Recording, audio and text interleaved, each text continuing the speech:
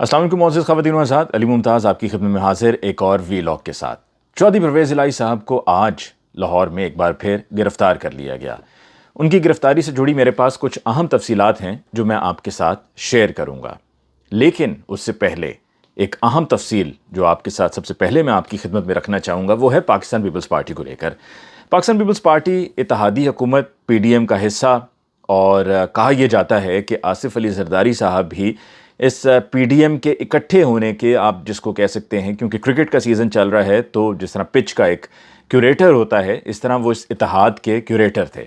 लेकिन अब Pakistan peoples party के लिए भी मुश्किलात बढ़ने जा रही हैं, और यही वजह है कि इतलात मिल रही हैं कि आसिफ अली ज़रदारी साहब दुबई रवाना हो चुके हैं। और इसके अलावा 50 ऐसे नाम हैं पाकिस्तान पीपल्स पार्टी के कि जिनको नो फ्लाई लिस्ट पर डाला जा रहा है, यानी कि जब वो एयरपोर्ट पर जाएंगे, FIA के काउंटर तक पहुंचेंगे तो उनको बताया जाएगा कि वो पाकिस्तान से बाहर नहीं जा सकते क्योंकि उनका नाम नो फ्लाई लिस्ट पर है। और इसी सिलसिले की कड़ी अब से कुछ ही दिन पहले एक पाकिस्तान पीपल्स पार्टी से ही ताल्लुक़ रखने वाले उनके लीडर थे, एयरपोर्ट पे कराची पहुंचे तो उनको बताया गया कि उनका नाम नो फ्लाई लिस्ट पर है और वो नहीं जा सकते। इससे क्या ज़ाहिर होता है? इससे ज़ाहिर होता है कि पाकिस्तान पीपल्स पार्टी, जो कि अभी कुछ दिन पहले CEC का इजलास हुआ था, और उस CEC के इजलास में पाकिस्तान पीपल्स पार्टी के ये तय हुआ था, जिसमें चौधरी एतजाज़ एहसन साहब भी खिलाफ तवक्कुह मौजूद थे।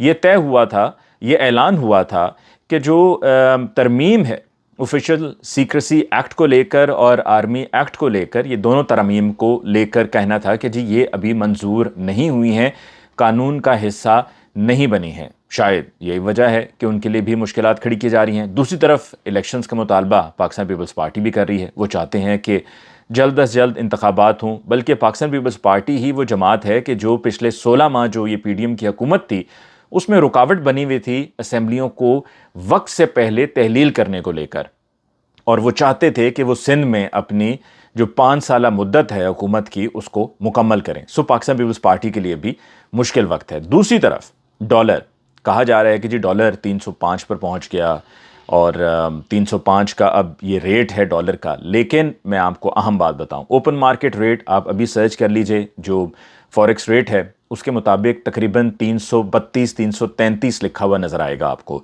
लेकिन जब आप लेने के लिए जाएंगे, और अगर आप खुशकिस्मत हुए, कोई जान पहचान हुई, तो हो सकता है कि आपको 340 का मिल जाए डॉलर, और वो भी मुश्किल वाली बात है। मतलब ऐसा नहीं है कि आप जाएंगे और आपको, मैंने 340 का है तो 340 पर आपको डॉलर मिल जाएगा।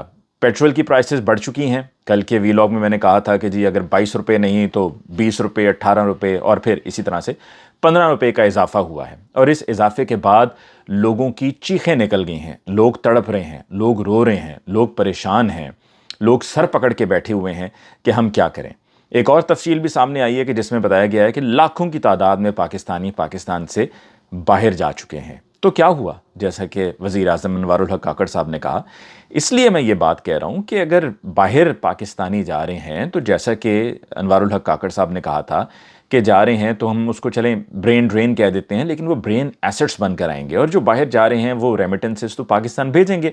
वो कि अभी जो पाकिस्तान से बाहर रहने वाले पाकिस्तानी हैं वो पाकिस्तान रेमिटेंसेस नहीं भेज रहे हैं, रेमिटेंसेस भेजने से कतरा रहे हैं। उसकी एक वजह भी मैं आपको बता देता हूँ। वजह क्या है? वजूहात तो खैर बहुत सी हैं, उसमें एक वजह यह भी है कि बिलफर्ज XYZ, जो भी ये XYZ वो वाले XYZ नहीं है जिनके बारे में इमरान खान साहब कहते रहे हैं। आपको वैसे मिसाल के तौर पे मैंने कहा, चलें जी उसको ABC कर लेते हैं। ABC अगर पाकिस्तान से बाहर रहते हैं और पाकिस्तान अपनी फैमिली को कोई रकम भेजना चाहते हैं, और अगर वो बैंकिंग चैनल के ज़रिए रेमिटेंस भेजेंगे और वहाँ पर अकाउंट में रिसीव होगी उस हाउसवाइफ के, उस भाई के या उस वालिद के जो पाकिस्तान में कोई मुलाजमत तो नहीं करते हैं, तो वो टैक्स फाइलर नहीं होंगे। वो टैक्स फाइलर नहीं होंगे तो जब वो रकम उनके अकाउंट में जाएगी और उसको जब वो विड्रॉ करने के लिए जाएंगे तो उनको नॉन फाइलर होने की वजह से कैश विड्रॉल पर, एक तो नॉन फाइलर और वैसे भी कैश विड्रॉल की एक लिमिट है, उस पर उनको चार्जेस पड़ेंगे। तो फिर वो रेमिटेंस अपने अकाउंट के ज़रिए एक अकाउंट में भला क्यों भिजवाएंगे? और जो पाकिस्तान में रह रहे हैं, यकीन मानिए उनमें से बेशुमार ऐसे हैं जिनको ये नहीं मालूम है कि अगर उन्होंने पाकिस्तान से बाहर बेहतर मुस्तकबिल के लिए जाना है तो कैसे जाना है। अगर उनको तरीक़ाकार मालूम हो तो उसमें वो ज़्यादा देर ना करें। लेकिन जैसा कि मैंने आपसे कल भी कहा कि देखें, दूर के ढोल सुहाने तमाम ऑप्शंस को देखकर, समझकर, تول کر پھر فیصلہ کرنا چاہیے. ایسا نہیں ہے کہ باہر درختوں کے پتوں کی طرح رقم لٹک رہی ہے اور آپ جائیں گے اور آپ اتاریں گے اور آپ کی خوشحالی ہوگی. اتنا بھی آسان نہیں ہے. چودھری پرویز الہی صاحب کو آج ایک بار پھر گرفتار کیا گیا، اور اس گرفتاری سے پہلے جب چودھری پرویز الہی صاحب عدالت میں موجود تھے تو صحافیوں سے ان کی گفتگو ہوئی. اس گفتگو میں چودھری پرویز الہی صاحب سے مذاق میں یہ کہا گیا کہ پھر ہم پریس کانفرنس پہ نہ ہی سمجھیں. تو چودھری پرویز الہی صاحب نے مسکراتے ہوئے کہا کہ مجھے گھر تو جا لینے دو. پھر ایک اور سوال، کچھ وہاں جو پولیس اہلکار موجود تھے ان سے جب بات ہوئی تو ان کو معلوم تھا پہلے سے کہ کیا ہونے جا رہا ہے. ایسا نہیں ہے کہ وہ بے خبر تھے، ان کو بہت اچھی طرح سے معلوم تھا کہ چودھری پرویز الہی صاحب کو شرطیہ آج گرفتار کیا جائے گا. گو کہ عدالت کی طرف سے یہ حکم بھی جاری ہوا تھا، بلکہ ایڈیشنل رجسٹرار کو کہا گیا بلا کے کہ جو عدالتی سیکیورٹی کو دیکھتے ہیں وہ بھی، اور ایڈیشنل رجسٹرار اس کو یقینی بنائیں کہ چودھری پرویز الہی صاحب خیریت سے اپنے گھر، جو ان کا ظہور الہی روڈ پہ لاہور میں گلبرگ میں ان کا گھر ہے، وہ وہاں پر پہنچ جائیں. اور وہاں پر جب کچھ پولیس کے سینئر افسران سے ڈی آئی جی آپریشنز بھی تھے، ان سے پوچھا گیا تو انہوں نے کہا جی پاکستان انڈیا کا میچ جا کے گھر پہ دیکھنا چاہتے ہیں. انہوں نے کہا جی وہ فکر نہ کریں، ہم بڑی اسکرین پہ ان کو یہ میچ دکھائیں گے. تو چودھری پرویز الہی صاحب جب وہاں سے روانہ ہوئے تو ان کے ساتھ وہاں پر وہ پولیس کے سینئر افسران بھی گاڑی میں ہمراہ موجود تھے. لطیف کھوسہ صاحب ان کے ساتھ موجود تھے. اور جب وہ روانہ ہوئے تو سیکیورٹی کے پروٹوکول میں وہ وہاں سے روانہ ہوئے. جب اپنے گھر کے قریب پہنچے تو وہاں پر نقاب کیے کچھ سادہ لباس میں ایسے افراد موجود تھے جن کے آگے بظاہر ان پولیس افسران کے ڈی آئی جی آپریشنز اور دیگر وہاں پہ موجود تھے ان کی ذرا نہ چلی. وہ وہاں پر خاموش تماشائی بنے ہوئے دیکھتے رہے. ہونا تو یہ چاہیے تھا کہ وہ وہاں پر مداخلت کرتے ہوئے یہ کہیں کہ جی عدالتی حکم کے مطابق ہم چودھری پرویز الہی صاحب کو گھر پہنچانے کے لیے آئے ہیں. ابھی وہ اپنے گھر کے دروازے تک بھی نہیں پہنچے. مطلب آپ سمجھیں کہ تقریباً کوئی 200-300 میٹر کا فاصلہ تھا، اور یہ کوئی کم فاصلہ نہیں ہے کہ جب وہ اپنے گھر پہنچ جائیں، اپنے گھر میں داخل ہو جائیں، اس کے بعد آپ نے اگر گرفتار کرنا ہے. کہہ رہے ہیں کہ جی اسلام آباد پولیس نے گرفتار کیا ہے، لیکن اسلام آباد پولیس لگ نہیں رہی تھی. اور اگر اسلام آباد پولیس تھی تو وردی میں اسلام آباد پولیس آتی، گرفتار کرتی، اور نقاب کے بغیر آتی، گرفتار کرتی. نقاب کی کیا ضرورت تھی؟ اگر وہ گھر پہنچ جاتے تو وہاں پہ وہ پولیس کے افسران کہتے ہیں جی ہم نے اپنی ذمہ داری نبھا دی ہے، ہمیں جو عدالت سے، ہائی کورٹ کے جج سے ہمیں جو حکم ملا ہم نے اس حکم کی تعمیل کی اور ان کو گھر خیریت سے ہم نے پہنچا دیا. لیکن رستے میں لٹرلی ان پر حملہ ہوا. اور چودھری پرویز الہی صاحب جو 2 مرتبہ وزیر اعلیٰ پنجاب بھی رہ چکے ہیں، سینئر سیاستدان ہیں، منجھے ہوئے سیاستدان ہیں، بڑی وزادار شخصیت ہیں ان کو گاڑی سے گھسیٹتے ہوئے ان کو اٹھا کر، یعنی کہ یہ بھی انتظار نہیں کیا گیا کہ وہ گھر تک پہنچیں یا وہ گاڑی سے اتر کے چل کر جا سکیں. ان کو اٹھایا گیا اور ان کو اٹھا کر لے کر جا کر گھسیٹتے ہوئے ان کو جا کے گاڑی میں ڈالا گیا. میں کہوں گا بٹھایا نہیں گیا، ڈالا گیا گاڑی میں، اور لے کر وہاں سے گاڑی فوری طور پر روانہ ہو گئی. اور یہ نقاب پوش لوگ تھے، اور ان کی جو ڈریسنگ تھی اس میں تو ایک صاحب ایسے بھی تھے لگ رہا ہے کہ جس طرح شاید کوئی پان کی دکان چلاتا ہے. اور پان کی دکان چلاتے ہوئے، پان لگاتے لگاتے اس کو کہا گیا بھائی آؤ چودھری پرویز الہی کو اٹھانا ہے، اور اٹھانے کے لیے وہ وہاں پر پہنچ گئے. اور انتہائی نامناسب طریقے سے، بھونڈے انداز میں چودھری پرویز الہی صاحب کو وہاں سے اغوا، ایسے اس کو اغوا ہی کہیں گے، یہ گرفتاری نہیں ہے، ایسے اغوا ہی ہوا کرتا ہے. اور ایسے اغوا ہو رہے ہیں ہمارے ملک میں، اور بار بار ہمارے ملک میں ایسے لوگوں کو اٹھایا جا رہا ہے، ان کو غائب کیا جا رہا ہے. اور یہاں پر بڑے دکھ کے ساتھ مجھے کہنا پڑے گا کہ میاں عباد فاروق جو پاکستان تحریک انصاف کے پروونشل اسمبلی کے کینڈیڈیٹ بھی ہیں لاہور سے، اور یاد ہوگا آپ کو کہ جب یہ جیل بھرو تحریک ہوئی تھی تو آپ کو میاں عباد فاروق نظر آئے تھے کہ ایک پولیس کی گاڑی پہ کھڑی ہو کر وہ اس پہ کھڑے ہوئے ہیں اور اس پر وہ ڈنڈے مار رہے ہیں، لاتے مار رہے ہیں. اور اس کے بعد پھر ان کو گرفتار بھی کیا گیا تھا. اور میاں عباد فاروق ان لوگوں میں سے ہیں کہ جن کی سب سے پہلے ایک ویڈیو بھی آئی تھی، اور اس ویڈیو کے آنے کے باوجود میاں عباد فاروق کو رہا نہیں کیا گیا، بلکہ میاں عباد فاروق کو جب مئی کے مہینے میں انسداد دہشت گردی کی عدالت میں پیش کیا گیا تھا تو میں وہاں پر موجود تھا. اور جب گاڑی نکل رہی تھی پریزن وین تو میں نے میاں عباد سے پوچھا، میں نے کہا ویڈیو آپ نے کی ہے؟ تو آگے سے مسکرا دیا. میں نے کہا ویڈیو کے بارے میں معلوم ہے نا، یہ آپ نے ریکارڈ کی ہے یا آپ نے اپنی مرضی سے کی ہے؟ تو وہ آگے سے کہتے ہیں چلیں چھوڑے رہنے دیں. یہ میاں عباد فاروق نے تب مجھے کہا تھا. تو اب صورتحال یہ ہے کہ جو ان کی فیملی کو جس طریقے سے پولیس ہراساں کرتی رہی ہے، اس سب کی وجہ سے ان کا بیٹا، معصوم بچہ، وہ اپنا ذہنی توازن اس کا ٹھیک نہیں رہا ہے، شدید بیمار ہے، ہسپتال میں زیر علاج ہے. اور جب اس کی اپنے والد سے ایک ملاقات جیل میں ہوئی تھی تو اس نے اپنے والد سے صرف اتنا ہی کہہ سکا تھا کہ میں ٹھیک ہو جاؤں گا. لیکن وہاں پر آپ دیکھیے کہ ظلم کی انتہا ہے کہ میاں عباد فاروق جیل میں بند ہیں اور ان کا بیٹا، معصوم بچہ، اس سب کی وجہ سے جو یہ سارا ایپیسوڈ چلا ہے 9 مئی آنورڈز، جس طرح سے لوگوں کو پولیس نے اٹھایا ہے، جو پولیس گردی ہمیں دیکھنے کو ملی ہے، جس طرح خواتین کے ساتھ تشدد ہوا ہے، ظلم ہوا ہے، اس کے پیش نظر وہ بچہ اب اس حالت میں پہنچ گیا ہے اور ہسپتال میں بڑی کرٹیکل کنڈیشن ہے اس بچے کی. تو ہم سب مل کر ہمیں چاہیے کہ دعا بھی کرنی چاہیے، اللہ تعالیٰ میاں عباد فاروق کے بیٹے کو صحت دے، لمبی زندگی اور تندرستی دے.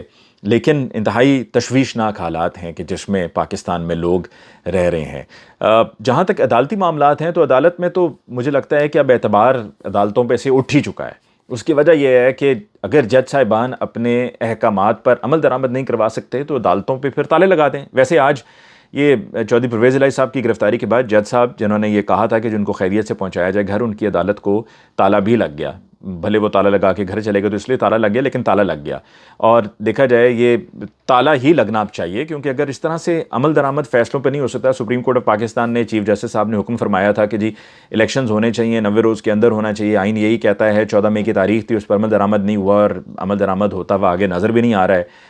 تو اور پھر اس کے بعد اور بھی بے شمار ایسے ایپیسوڈز ہیں جہاں پر اگر ایم پی او کے تحت گرفتار کیا گیا ہے چودھری پرویز الہی صاحب کو، تو ایم پی او کو بھی تو کالعدم قرار دے دیا گیا ہے عدالت کی طرف سے. اسلام آباد ہائی کورٹ کا یہ فیصلہ ہے، اس کو کالعدم قرار دیا گیا ہے. شہریار آفریدی صاحب کو بھی اسی لیے اٹھایا گیا تھا، علی محمد خان صاحب کو بھی اس طرح اٹھایا گیا تھا، شاندانہ گلزار کو بھی، اور بھی بے شمار لوگوں کو اسی طرح سے اسی جرم کے تحت اٹھایا گیا تھا جس کو کالعدم قرار دے دیا عدالتوں نے. اس کے باوجود اٹھا کر لے گئے، غائب کر کے لے گئے. مطلب یہ سب دیکھ کر لگتا ہے کہ جنگل کا قانون ہے، اور ایسے جج صاحبان کو صرف عدالتوں کو تالے نہیں، جب عمل ہی نہیں ہونا ہے تو پھر استعفیٰ دے کر گھر پہ بیٹھ جائیں، تاکہ وہ کہتے ہیں نہ رہے گا بانس نہ بجے گی بانسری.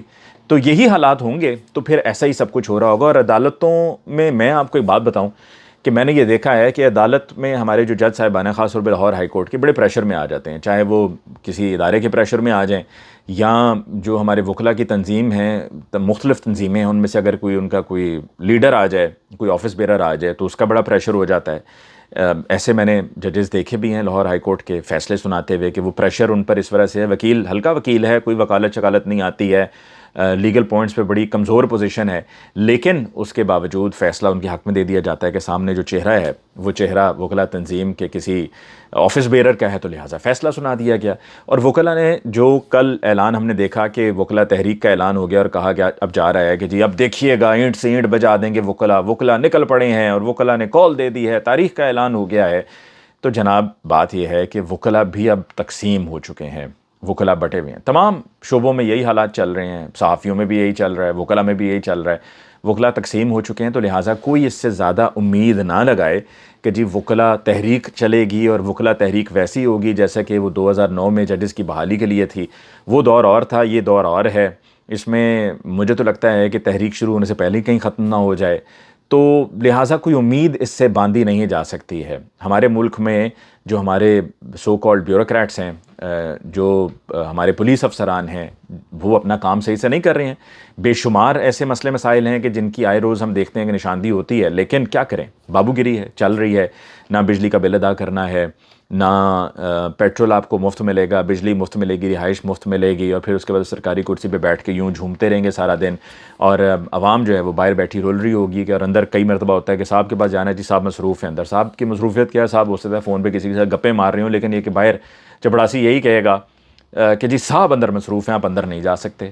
تو یہ جو افسر شاہی ہے اس کا بھی ختم ہونا بہت ضروری ہے. جب تک یہ ختم نہیں ہوگی تب تک حالات ٹھیک نہیں ہوں گے. اور آخر میں یہ اتنا ہی کہوں گا کہ وہ ایک دفعہ کسی نے کیا خوب کہا تھا، اور پھر اس پر ایک گانا بھی بنا تھا عدنان دھول کا، اور وہ یہ تھا کہ تھے بجلی بھی مہنگی، یہ تھے آٹا بھی مہنگا، تے میرے ملک دی دلہن پائے 10-10 لاکھ دا لہنگا، اٹھ جوانا کر دے سویرے تیرا ملک ڈبیا وچ انہیرے.